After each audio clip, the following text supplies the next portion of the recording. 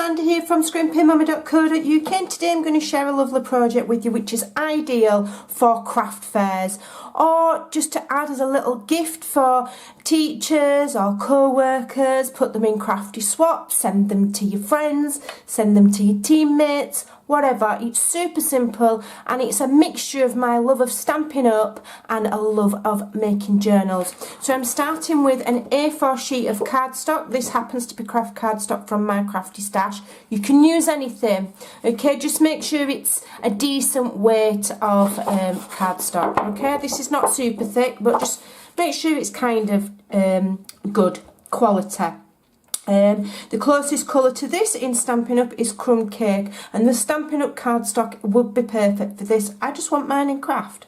So on the long side here, this is a European A4. I'm going to cut it at 5 7/8 on the long side. Okay, that is the same as a standard C6 card size. Now we've got two, so you could make two card bases out of that. What we're going to do is make two notebooks. So I'll put that to one side and I can make another notebook with that one later.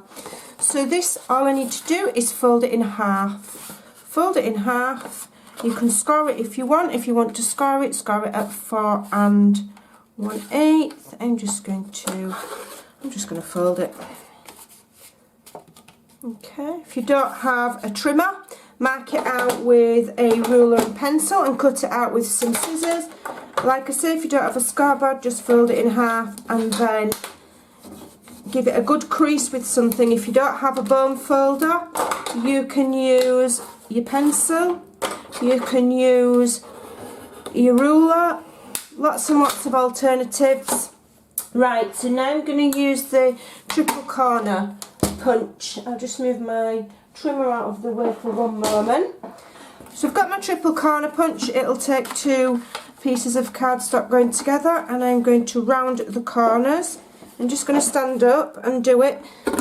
The reason being, I don't have a lot of strength in my arms due to the fact that I've got silly old fibromyalgia.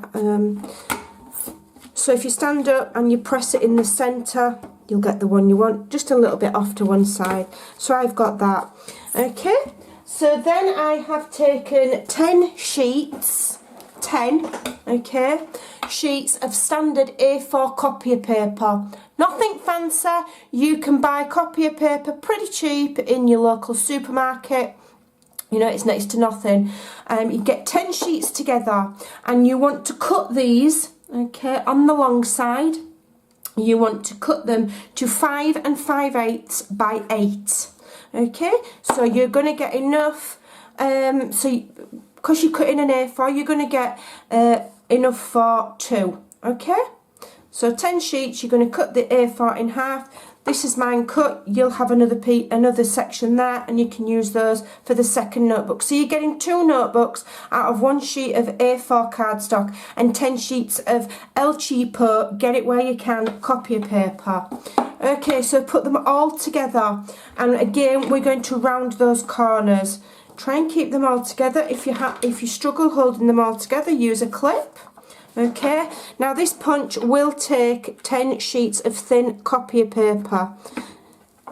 In fact, the more you've got, the better. Now, if you find that it's not cutting all the way through, that's because these punches are designed for cardstock. They don't do awesome on paper.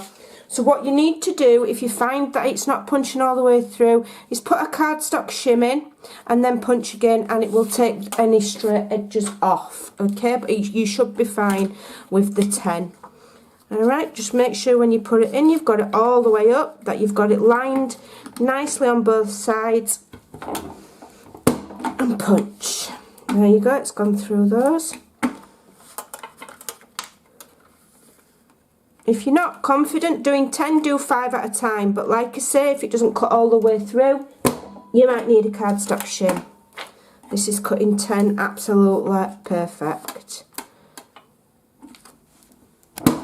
Right, there we go. I can sit back down again now. Right, so we've got those.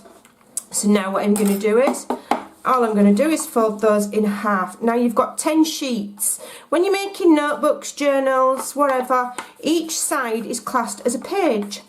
So that means that one of those sheets, one sheet is the equivalent to 4 pages. So when you've got 10 sheets and you fold them in half, your notebook now has 40 pages, okay, front and back, which is more than enough for a little gift. All right, don't worry if all of this goes a little bit out of line, it doesn't matter, it's a little notebook. We're going to put it in there, okay, and we're going to line it up nicely so that it's sat nicely in the centre there, and that there's a small increment all the way around. I'm just going to have a look. I want it to be fairly straight. Alright, and then I'm just going to close it and make sure that those pages aren't protruding too far and they're not the perfect, okay? Open it back up again, have another look, see, and just place it, and then I'll come back in with my little clips. I've got one for that side. And shall I have one on the other side? Now I'm clipping them with it just kind of a little bit closed, like so. So it's a little bit bent, so it's not completely flat, it's a little bit bent, and that's going to help me because we're going to sew the signatures in. Now one of my other samples that I did earlier, I'll quickly show you the two that I did. One I sewed by hand, and this one I did on my machine. So you can go through 10 sheets of paper and a sheet of cardstock on a sewing machine. What I would say is, if it's a very expensive sewing machine, you know, don't use it. I don't mind if my needle breaks. It's not going to break the mechanism, but it could snap the needles. So, you know, I would say if you've got a Cheap and Cheerful or an older sewing machine, then you can very much easily just stitch these. I'll just quickly show you.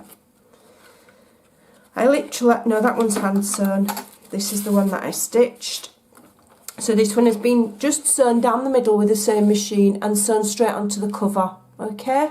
And this one is hand stitched. So I'm going to show you the hand stitching. Alright, and that is my machine stitched one. And as you can see, once you know how to make these, you just decorate them accordingly. And these are a great way of using up your stash. I've got lots and lots of 6x6 papers from paper shares.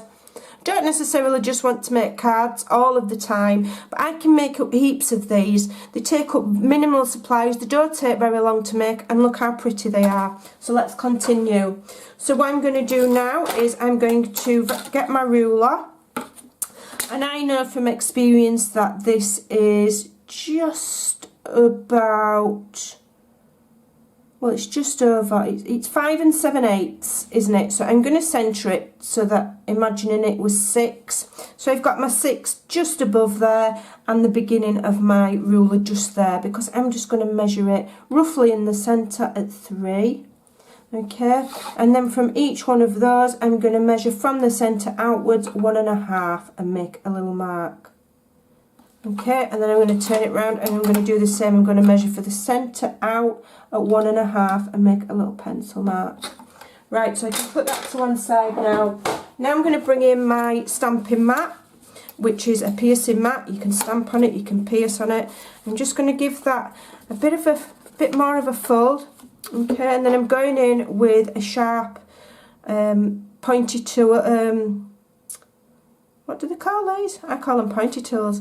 Or a bradawl or whatever. Just do be careful, and I just hold the covers so it's at a slight angle, and then go through, and then go through there, and then go through there. Now if I was making a journal, I would be a lot more precise and a lot more careful. This is just a little notebook, it's just for fun, it's a little bit of a pocket money kind of craft fair idea. Don't need to be perfect, but you get the general gist. Right, so now I'm using some, this is actually waxed linen thread. You need about double the length of your book, and I always just add a little bit extra to that as well. Now you can do it with linen thread, you can use crochet thread, you can use normal cotton, you can use what you want. Okay, this is just nice and strong. You can get your baker's twine and you could separate a few strands and you could sew with that. It's a little notebook. You can use what you've got, it's fine. Okay, So I'm threading that through. If I had thin, not very strong thread, I might double it up. I don't need to with this. It's specifically for, I've bought it specifically for this purpose.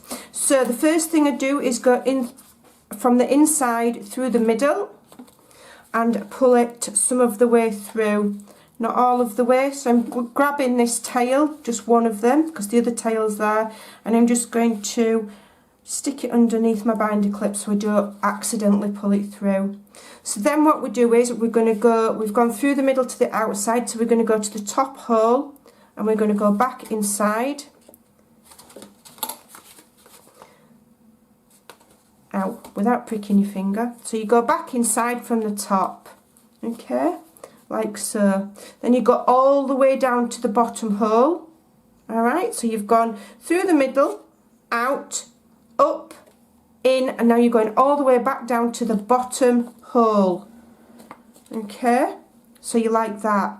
And then from the outside you're going to go back into that centre hole.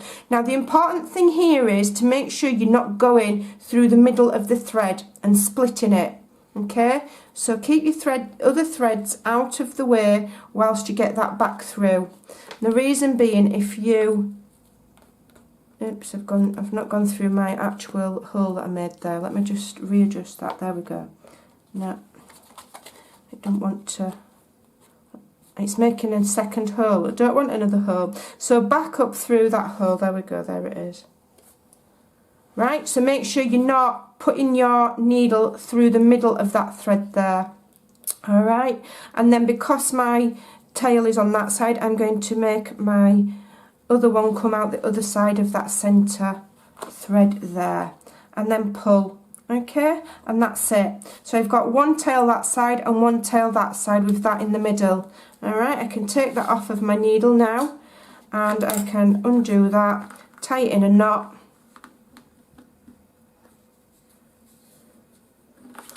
tie it in another knot. You can tie it in a bow, you can leave the tails long, you can cut them short, you can do what you want. Alright. And now you have a 40-page booklet and you can decorate that however you want. I'm going to show you a really quick way to decorate it to help you use some of your supplies. So I'm doing this one in Rococo Rose. This is the Stampin' Up! Basics 6x6 paper pad. You can get loads out of these. Right, so I'm going to, I think I will have the right inside. So I want it to be that way.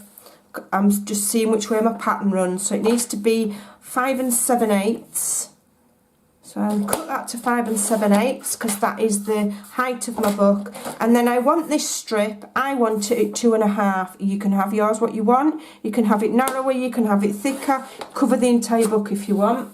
But I'm going for a small piece so that then I can get in at least one more journal spine out of that. Okay, it's a scrimpy way of making gifts so that your supplies go further. So then what I'm going to do is I'm just going to gently fold that so that I can see where the centre part is. But I'm doing it very gently, I'm not creasing it. Okay, just gently. And then I'm going to grab my glue.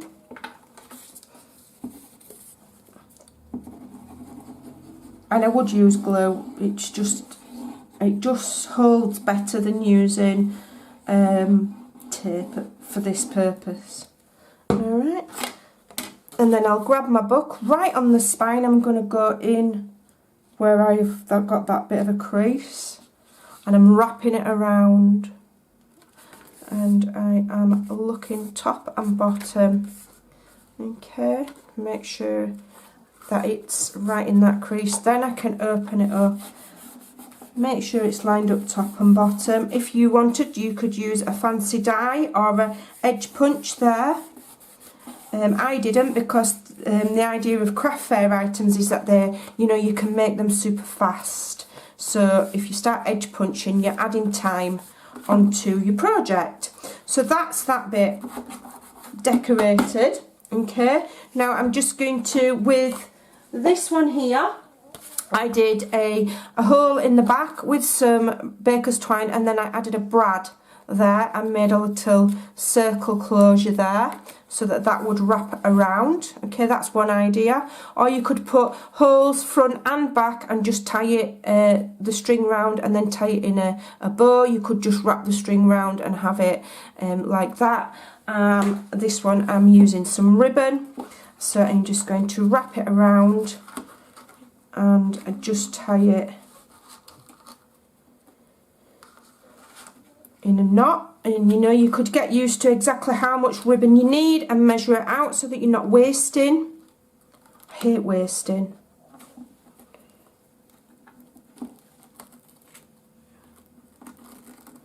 Tying it in a knot rather than a bow. Okay, that's not going to want to sit nicely, but never mind. Cutting that at a slant. Now I won't waste that because I could use that to add to sentiments to decorate them. Okay, so I'm gonna be really scrimper, and I'm gonna save all of these pieces to one side so that I can use those again. This is a ruffled ribbon, so it doesn't always sit exactly flat, but do you know what? It's a really pretty look, it doesn't matter. That one's lays slightly flatter. This is lovely. It's got like a crocheted edge, and this is balmy blue. It's absolutely beautiful, and you can get this ribbon in all the new in colours. It's absolutely lovely. So now I'm going to make my little sentiment. Now this one, I will say, comes from the lovely Artemis. I think she's done those on a typewriter and then uploaded them for people to use. But you know, we can get the same effect with our stamps. So I'm going to bring in this one. You know, if you have a look through your stamp set collection, you've got hello, you've got thanks. Here I've got a little note. There's always things that you can use on these things. You know, so when you're looking at stamp sets, make sure that they've got a good variety of sentiments in that, you know, perfect for all sorts of things. So just bob that there out of the way, and I'm going to just mount that on a block that says a little note. Now I could use the same colour, and I think I will. To make it nice and coordinating, I'm going to use the Rococo Rose ink, and this is Rococo Rose on the ribbon and then obviously on the paper. I'm just grabbed this piece of scrap from the edge of my desk, okay, and I'm going to stamp that. It says a little note. I'm going to stamp that there. Now from experience, I know that my classic label punch will fit that. Okay, so I'm going to just punch that out.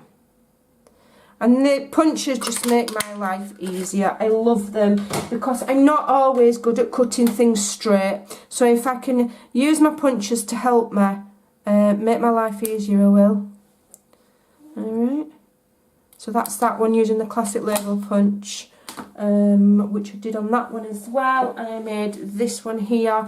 I did the hello. That's from the Good Morning Magnolia, and I used just a fancy pair of scissors on there that I've got in my stash. Alright, so little note there. So I want some thing to back that on. I've through my journal making and watching other journal makers, I like layering on bits of cardboard. This is a cardboard box from a set of IKEA drawers I was building last night, and what I've done is I've peeled the paper off to reveal that corrugated underneath, and I'm going to utilise it because I like to recycle and I like having kind of a shabby look to things. I think it looks cute, so I'm just literally adding glue onto, and I'm going to add it on there, I think. Just add it onto my recycled cardboard there. Just give that, and then I'm just going to rip it. Probably easier to rip it to size before you stick your sentiment on, if I'm honest. In fact, I'm just going to take that off a minute while I get it to the right size. Otherwise, my ink might not be dry yet and I might smudge it. So I'm just literally ripping it And the good thing about this is there's no right or wrong way, and the more shabby it looks, it can only add to the effect. So I stick that on there. And we're also, you know, we're recycling. I'm trying to encourage my family to recycle more, and I'm getting really, really strict about what we do and how much packaging we buy, and I'm reusing as much as I can, just to try and do my bit for the environment. Right, so I want some more of that Rococo rose paper. Where's the bit that I cut off? What have I done with it? Here it is. So what I'm going to do now is I'm going to use some more of this. I might turn it over and use the other side, because it's got two beautiful designs. We've got the script on one and then this on the other. Right, so I'm going to do that. So I'm just going to rip it to size. And I find that if I have my thumbs at either side and my fingers, and I have them quite close together and tear like that, you've just got a little bit more control over it. So I want it to about there.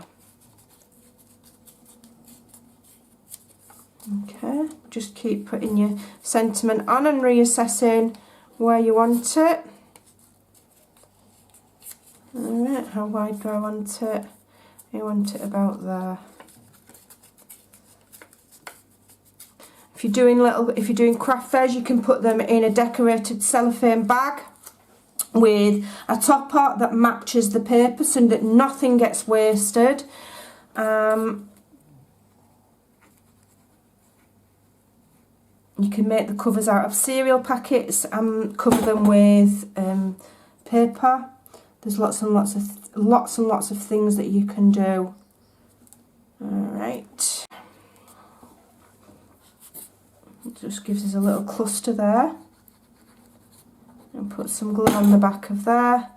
And I'm going to add that, where am I adding it? Down here. Just to the bottom there. Okay, and then I'd go away and I quickly use the cardstock and the paper and make another one, because you know you get two from the A4 cardstock and paper, and I have made these in absolutely quick sticks time. Great for your craft fairs, like I say. You could even sell them in sets. Another thing you can do is you can make these, and before you embellish them, you can put them together. Make another cover, add elastic, and you've got a little mini traveller's notebook. But I like them like that, and I think if you decorate them prettily, you'll have no trouble shifting those on your Christmas craft fairs. Hope that you will give those a try, and I will see you again very soon. Bye for now.